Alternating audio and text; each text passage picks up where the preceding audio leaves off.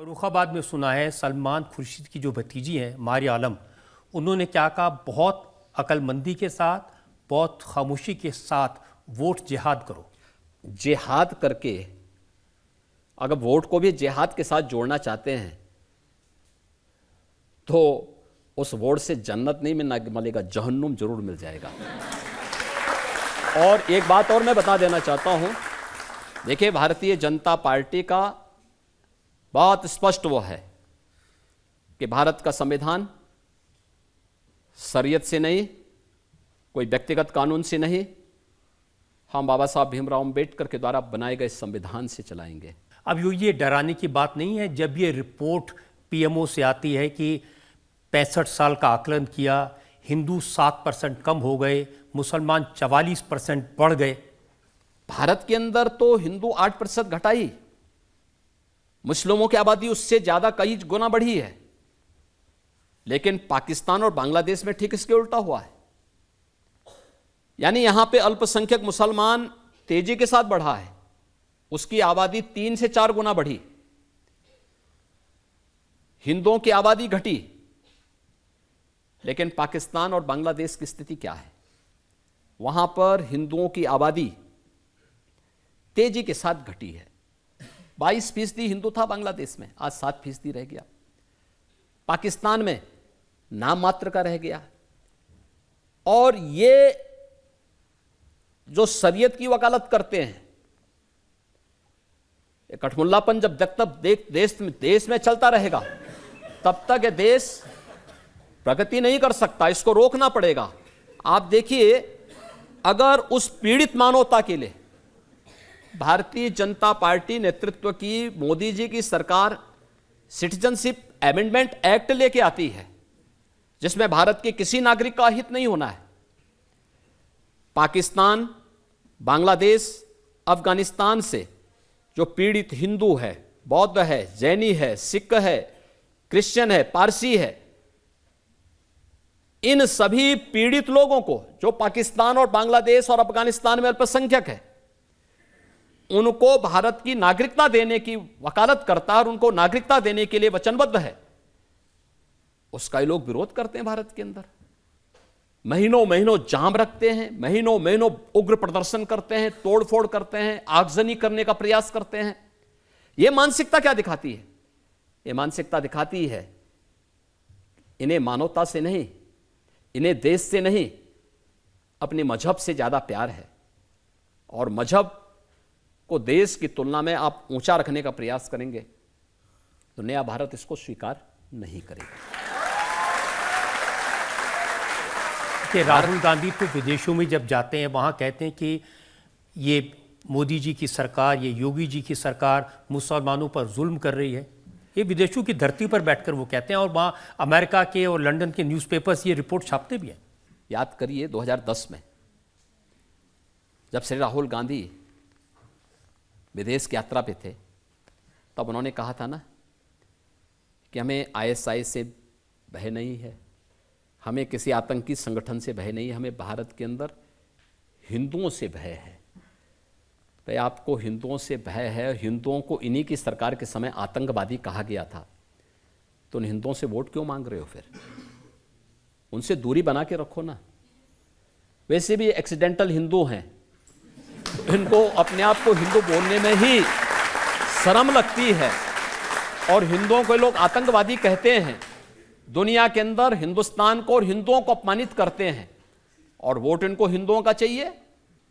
जाति के आधार पर उसी हिंदू को बांटेंगे, ये नहीं चलेगा। ये दोगलापन और दोहरा चरित्र देश नहीं स्वीकार कर सकता।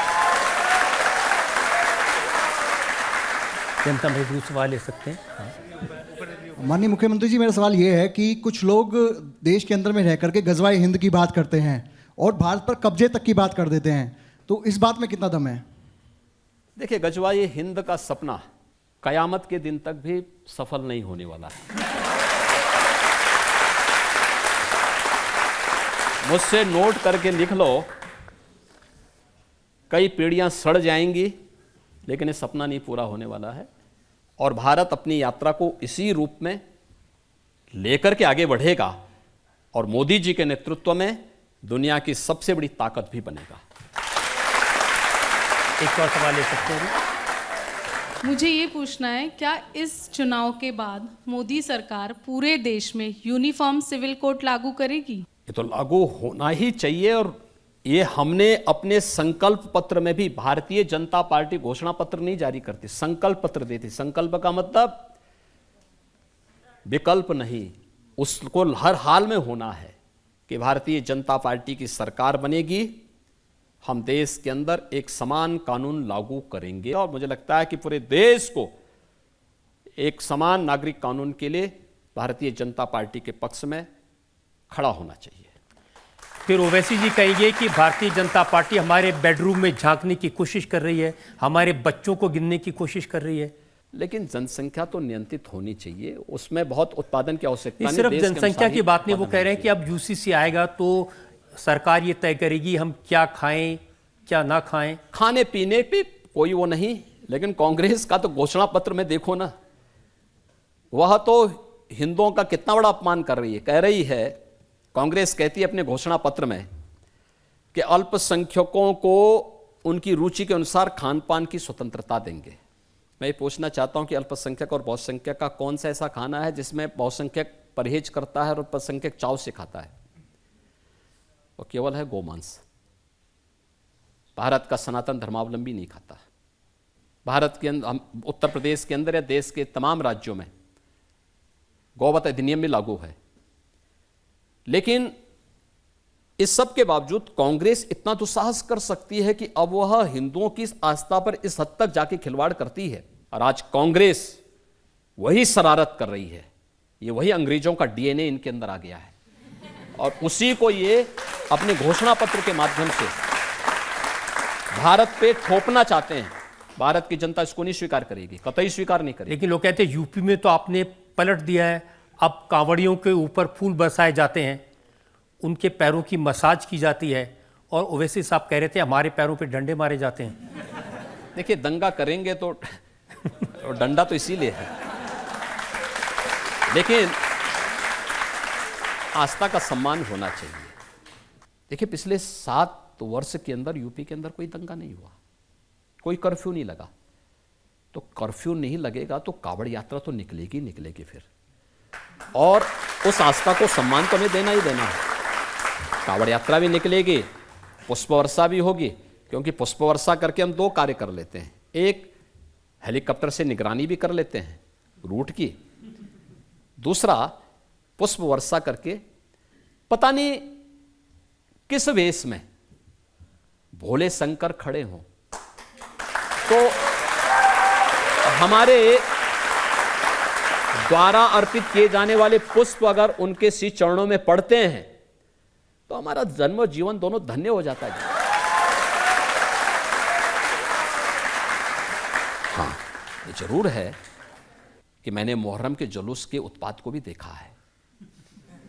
तलवार से 10 लोग इकट्ठे होंगे, इधर तलवार भांचेंगे, उधर तलवार भांचेंगे। इसलिए हमने अस्त्र के प्रदर्शन पर रोक लगाई कि ये सब नहीं चलेगा जी, और जो किसी भी यात्रा को निकालेगा उसको लिखित रूप से एक एफिडेविट देना होगा कि यात्रा को सकुशल संपन्न कराने की जिम्मेदारी हमारी होगी, और नहीं निकालोगे, कहीं तोड़ फोड़ करोगे तो 7 पीढ़ियां याद करेंगी, वसूली करूंगा ब्याज से। देख रहे होंगे ना, 7 वर्ष में कोई दंगा हुआ, कोई कर्फ्यू लगा, ये करके हमें दिखाना होगा, और ये बिना भेदभाव के करना होगा। जो शांतिपूर्ण तरीके से होंगे उनको संरक्षण देंगे, लेकिन नमाज नहीं पढ़ने देंगे सड़क पे। देखिए, मैंने पहले भी कहा था, अगर सड़क पे नमाज पढ़ोगे तो हनुमान चालीसा को भी मैं रोक नहीं पाऊंगा।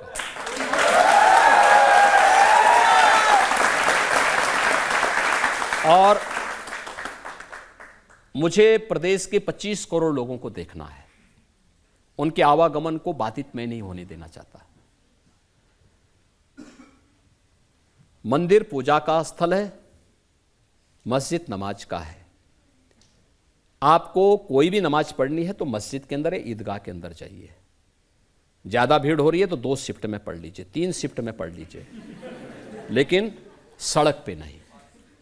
और सड़क पे मुझे प्रसन्नता है, आज यूपी के अंदर सड़कों पे नमाज नहीं पढ़ी जाती, मस्जिदों के धर्मस्थलों के माइक उतर गए हैं, शांतिपूर्ण तरीके से बीमार भी, बच्चा भी, हमारे छात्र भी, ये सब आज आराम से अपनी परीक्षाओं की तैयारी कर सकते हैं। बीमार व्यक्ति आराम से घर में आराम कर सकता है, बच्चा, छोटा बच्चा वो भी आराम से रहता है।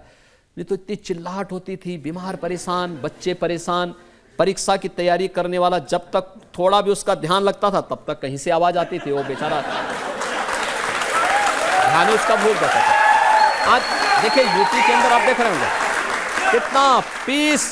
कितना पीसफुल है, कहीं कोई दिक्कत नहीं, बहुत शांतिपूर्ण तरीके से सारे कार्यक्रम चल रहे हैं और ये सब पे बराबर लागू हुआ है। बड़े बड़े आयोजन हो रहे हैं। प्रयागराज कुंभ में 24 करोड़ श्रद्धालु आए थे, अभी राम जन्मभूमि के उसमें आपने देखा होगा, अभी भी चल रहा है। यानी प्रतिदिन चुनाव घोषित होने के पहले तक 3 लाख एवरेज था पर डे का, 3 से 5 लाख।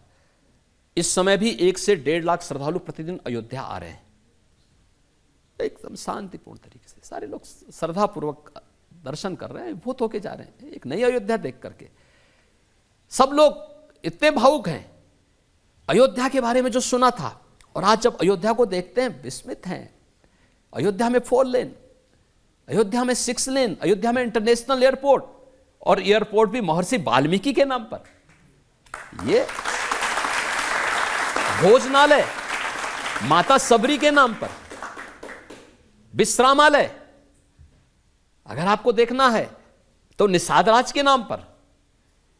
ये नई अयोध्या की नई पहचान है। भगवान राम के सभी सहयोगी आज अयोध्या के साथ जोड़ करके अयोध्या की इस यात्रा को और मजबूत बना रहे हैं, और अयोध्या में राम जन्मभूमि के लिए स्वयं प्रधानमंत्री शिलान्यास के लिए भी जा रहे हैं, और प्राण प्रतिष्ठा के कार्यक्रम में पूरा 11 दिनों के अनुष्ठान के बाद भगवान राम से जुड़े महत्वपूर्ण स्थलों पर स्वयं गए, और फिर अयोध्या में आके प्राण प्रतिष्ठा अपने करकमलों से संपन्न करके उन्होंने कहा साहब राम तो राष्ट्र के प्रतीक है, राम और राष्ट्र को हम अलग करके नहीं देख सकते।